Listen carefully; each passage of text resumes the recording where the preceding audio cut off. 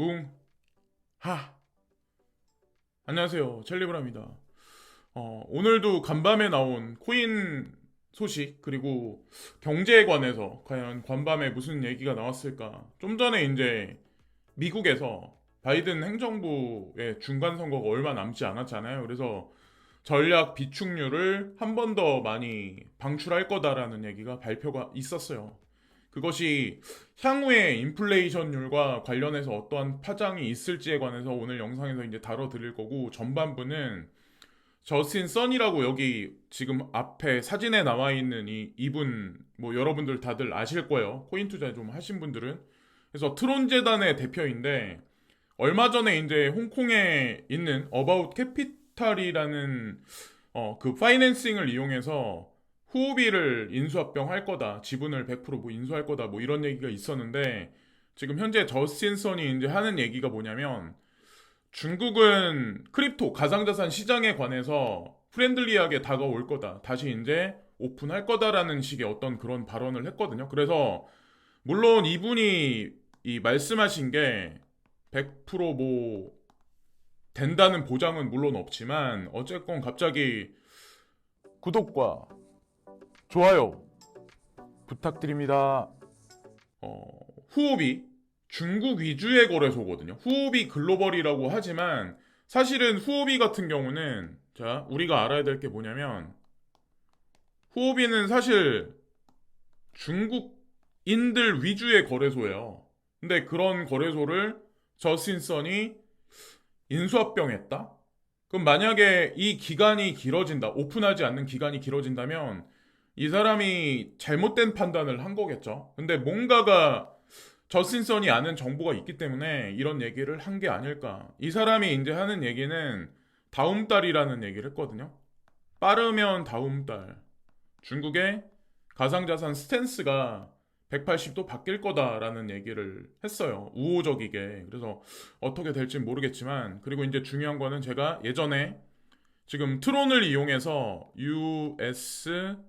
USDD라는 아마 스테이블 코인이 지금 요즘에 발행이 됐었을 거예요. 이것도 후오비에서 많이 아마 사용되어지지 않을까. 오늘 아침에 보니까 비트코인하고 페어되어 있는 많은 알트코인들을 상패를 시켰더라고요. 그 작업을 하는 이유는 USDD 페어를 늘리기 위한 사전 조율 작업이 진행된 게 아닐까, 조심스럽게 이제 저도 이제 생각을 해봅니다. 어쨌건 최근에 나온 뉴스 중에는 이거를, 중국이 과연 어떻게 할지 한번 기다려 보시죠. 그리고 지금 현재 현물 경제에 관해서 이제 제가 한 가지 말씀드리고 싶은 게 있는데, 저도 물론 애플바이긴 해요. 애플 제품 뭐 스마트워치부터 해가지고 뭐 컴퓨터부터 해가지고 아이폰, 아이패드, 그것도 뭐 한 개만 사용하는 게 아니라 되게 다양하게 여러 개를 이제 사용을 하는데, 어 저는 이게 생산량이 많이, 그러니까 판매량이 그렇게 썩 좋지 않을 거라고 이제 저도 말씀드렸고, 여러분들도 이미 아시겠지만 이 하이엔드급 웨어러블 기기라는 게 기술의 진보가 1년마다 있을 수가 없어요. 그러니까 뭐 2021년에 나왔던 제품이 2022년에는 혁신을 통해서 나온다던가, 2023년에는 또 다른 엄청난 혁신이 있다던가, 그럴 수가 없잖아요. 당연히 판매량이 저조할 수밖에 없고, 또 하나는 전 세계적으로 지금 강달러잖아요. 강달러 추세. 그러면 강달러에서는, 자, 미국인들한테는 엄청 좋은 거지만 지금 현재 단기적으로는 전 세계 미국 외에 있는 통화를 사용하는 사람들한테는 썩 좋지 않은 현재 상황이에요. 그러면 당연히 판매량이 감소할 수밖에 없고, 이것은 애플사의 실적 저조로 발표될 수밖에 없다. 그래서 이 내용 나와 있는 걸 뭐 보시면 아시겠지만, 이 프로덕트 생산량을 감소시킬 거다. 뭐 이런 얘기, 커팅 시켜버릴 거다, 이런 얘기가 있는데, 지금 현재 현물 경제를 그대로 이 기사 하나가 지금 대변해서 얘기해 주는 게 아닐까라고 저는 이제 생각을 합니다.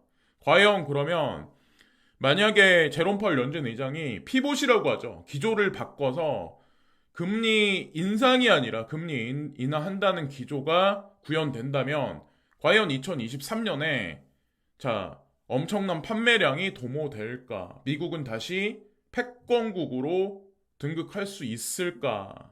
자, 이게 아마 가장 여러분들이 궁금해하시는 부분일 거라고 저는 생각합니다. 이거는 시간이 좀 걸려서 저는 이제 사실 멤버십 지금 가입하시는 분들한테는 어느 정도 방향성을 조금씩 제시해 드리고, 어저께도 제가 글을 하나를 쓰는데 5시간 정도 걸렸어요. 그래서 그 글은 아마 오늘 오전 중에 새롭게 나갈 거예요. 그래서 그거는 이제 멤버십 회원분들은 참고하셔가지고 이 영상과 같이 믹스해서 이제 보시면 되고, 멤버십 아닌 분들 같은 경우도 뭐 어느 정도는 아마 윤곽은 아마 아실 거라고 이제 생각을 합니다. 뭐 모두 다 멤버십 하시는 분들이나 구독자 분들이나 저한테 이제 다 한 분 한 분 다 소중한 분들이고, 예, 감사를 드립니다.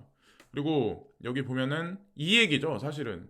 이게 이제 오늘 새벽에 나왔거든요. 근데 그래서 이제 유가가 지금 80달러 근방에서 오락가락하고 있는 현재 추세일 거예요. 근데 이게 그래서 3일 동안 아마 유가가 좀 많이 빠졌다? 유가가 빠진다는 의미는 사실은 상품 선물 시장에서 사실은 그런 모든 것들, 밀 가격이라든가 그런 것들이 다 연관돼 있거든요.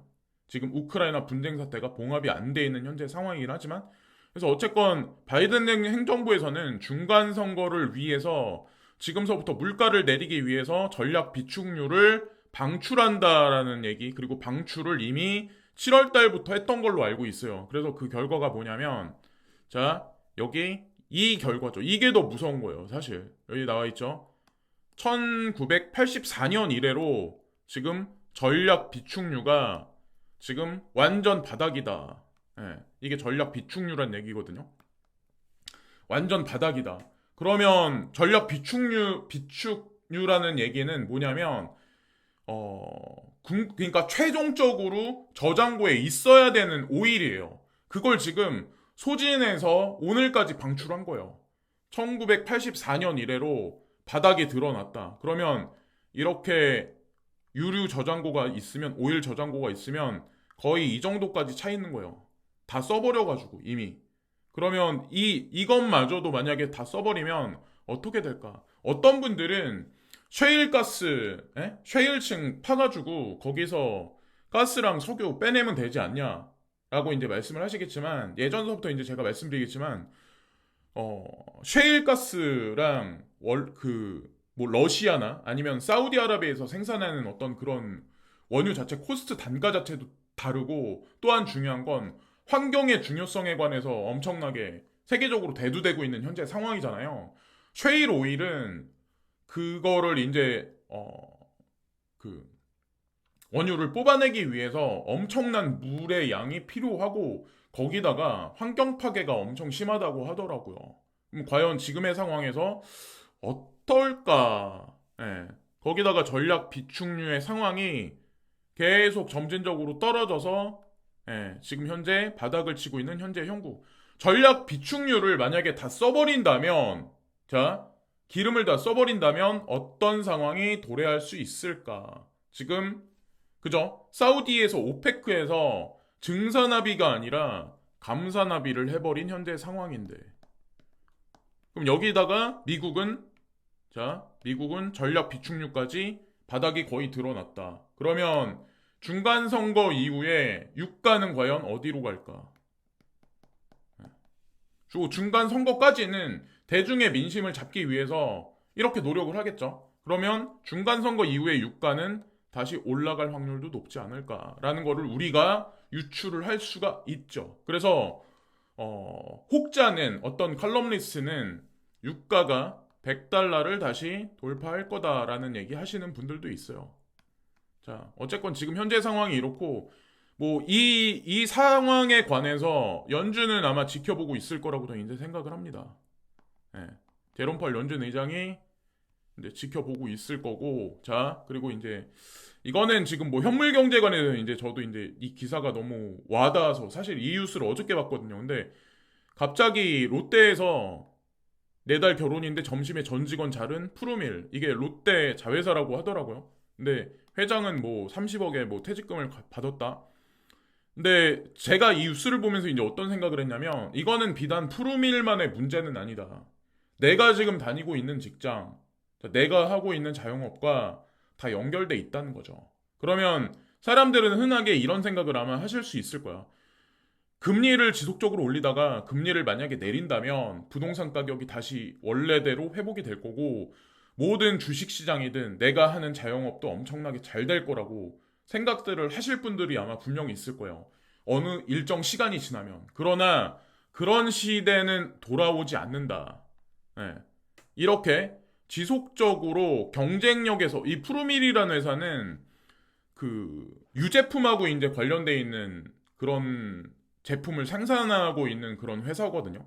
근데 사실 아시겠지만 서울 우유나 아니면 메일이나 브랜드 이미지가 공고히 이미 다져져 있는 회사들 빼고는 나머지는 이런 경쟁이 치열해지고 그리고 판매량이 급감할 때는 그렇지 못한 그러니까 네임드가 없는 회사들은 무너질 수밖에 없어요. 자, 근데 이게 일시적인 게 아니다. 도미노 현상 같이 향후에 아마 모든 기업한테, 모든 산업에 이런 상황이 들이닥칠 가능성이 높다라는 거죠. 저희 이제 이거를 경고하자는 차원이 아니라 그냥 괜찮아지겠지가 아니라 하여튼 이런 위기 의식을 가져야 된다라고 이제 전 생각을 해요. 내가 왜 지금 코인 투자를 왜 이렇게 올라가지도 않는데 왜 여기에 목을 메고 있는지. 응? 그리고 사실 이런 제조업과 관련된 많은 산업들이 퇴보하거나 만약에 사라진다면 과연 여태까지 여기서 세수 창출을 하던 그 정부는 과연 어디서 세수 창출을 해야 될지 이 곰곰이 한번 생각을 해봐야 된다는 시점이죠. 지금 현재가. 그리고 프랑스 전 산업계 임금 인상 촉구, 파업, 정부, 노동자, 충돌 심화. 이 프랑스가 지금 현재 이런 상황이래요. 근데 이 시위 한 지가 제가 알기로는 상당히 오래된 걸로 알고 있어요. 근데 지금 현재 이런 상황이다. 철도, 운송, 교사, 병원, 직원 등 임금 인상 요구, 석유 노조의 동참. 더 문제는 뭔지 아세요? 사람들은 내가 당장 배고프니까 더 임금을 받길 원하죠. 근데 임금 인상을 해줘버리면 이게 어떻게 되냐면, 자, 임금 인상. 임금 인상은 원가 상승으로 올라가요. 원가 상승. 원가 상승은 물가 상승하고 연결돼 있어요. 물가 상승. 자, 그럼 이 구조가 임금 인상, 회사는 원가 상승, 물가 상승, 또다시 임금 인상을 해줘야 돼요. 이 다람쥐 책받기 같은 이 순환 구조는 정부에서 금리 인상한다고 해서 이거를 막을 수는 없어요. 인플레이션의 구조적인 문제가 어디로부터 왔는지에 관해서 사실 지금 전 세계 매크로의 핵심은 거기에 있습니다. 제롬 팔 연준 의장이 뭐 금리를 어떻게 한 해 만에 이거는 사실 저는 다 쇼라고 전 생각을 하거든요. 그들이 원하는 거는 사실 리세션이에요. 리세션을 도모해서 공백을 만들고 그 공백을 또 다른 뭔가로 이제 채우겠죠. 사실 그렇게 생각을 해요. 어쨌건 이런 뭐 전 산업계 임금 인상 촉구하면서 파업을 한다. 우리나라도 멀지 않았다라는 생각을 이제 전 하거든요. 그래서 오늘 영상에서는 뭐 경제에 관한 얘기 그리고 이제 초반부에는 트론 재단의 대표인 저스틴 선이 빠르면은 다음 달 중국이 선회할 거다. 그래서 가상자산 시장에 관해서 친근하게 다가올 거다라고 이제 표명을 했는데 어떻게 될지 한번 지켜보시죠. 자, 뭐 속단해서 이르긴 하지만 어쨌건 뭐 그냥 맨땅에 헤딩하기 위해서 중국인들 거래 위주의 거래소인, 아니, 그러니까 그런 거래소인 후오비를 인수합병 하지는 않았을 거다. 분명 뭔가가 있지 않았을까. 그리고 HT라는 거래소 코인이 70% 정도 급등을 했어요. 그런 모든 일들이 사실 우연은 아니지 않을까라는 말씀을 드리면서 이번 방송도 마치겠습니다.